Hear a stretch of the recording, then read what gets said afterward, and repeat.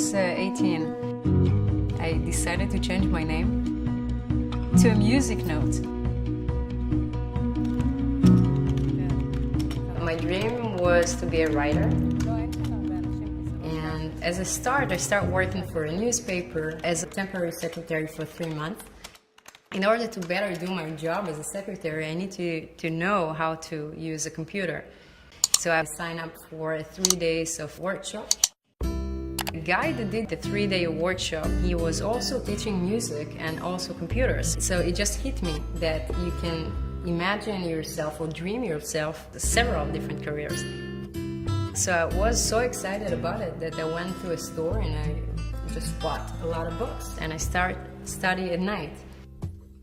And then I sent my resume to a place saying I can teach, Windows, I can teach Word or Excel. After 1 month of reading books, I promise you I have no idea how come I got this first job.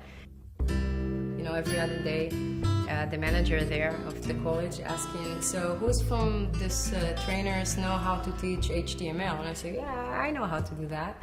And I had no clue, of course. It's the Israeli chutzpah, we say. And I was just studying at night and teaching in the morning. So I made sure every night I need to learn at least one chapter, so I won't be embarrassed if I had one smart guy in the room. But then, one night, I went back home pretty late and I was talking with, back then it was ICQ, like to chat with other people around the world. I had a conversation with a guy and the conversation went pretty good, until at some point he asked me, so where do you live? And I'm saying, I'm living in Israel. And he's saying, no, you're from Palestine, you mean, right? You're an Islamic girl and you're living in Palestine. I'm saying, oh no, I'm living in Israel, look at the map. So he got really mad. He was from Lebanon. And I start seeing that I'm taking the mouse to the left, is going to the right, many folders just opening up and just weird stuff. I figured that I've been hacked. Because it happened and someone can do that actually, I figured that I can do it as well.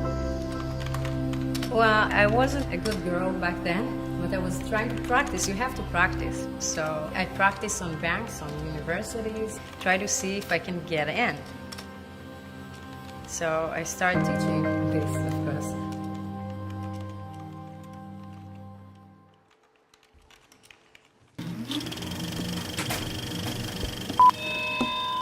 I remember myself being in a meeting with a bunch of people in a bank.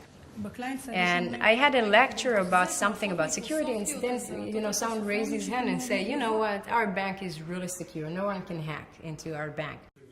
No. So I said, this is bullshit. Because I couldn't even wait to get home to start digging in and see what they did there. It's not like in a movie. In a movie, when you think about people hacking into banks, you always see them sitting next to computers, and that's it. But in real life, you need to have techniques of what we call social engineering. And just with a smile, try to get into the building and got into the server room. And then, when you have physical access, the game is over, of course. And this is how it started. I joined Microsoft, and my first job was to build a hacker team. It wasn't that sexy as it sounds, because when you take something that dirty as hacking and try to put it in a schedule, the magic just got lost for me. From Microsoft Israel, I relocated to the States, to Seattle, to manage the information security and privacy strategy in Microsoft. The building in front of us is building 40. Usually most of the security development in Microsoft is here. But between jobs, I went to a job interview and the guy asked me those questions. And, suddenly he said, so what's your dream? And he used the word dream. And I just had no words, and I started crying. Crying, like loudly crying in a job interview. And we stopped the job interview, and he brought me a glass of water, and I just figured out at that moment, I'm at age of 25, and I didn't have any dream. My dream was to be a security consultant. And now, what's next? Because I still remember that guy that had 3 careers when I was 20. So one thing I knew, I don't want to keep doing the same thing. I want to invent myself all over again. I was looking around first, and at some point I signed up for 2 jobs, one at Oracle, California, and the other one was a startup company doing something totally different that's called personalization. And I was like, personalization, what? I was really excited about that because it was different. I signed the contract, and a few weeks before I had to relocate again, I said, well, stop.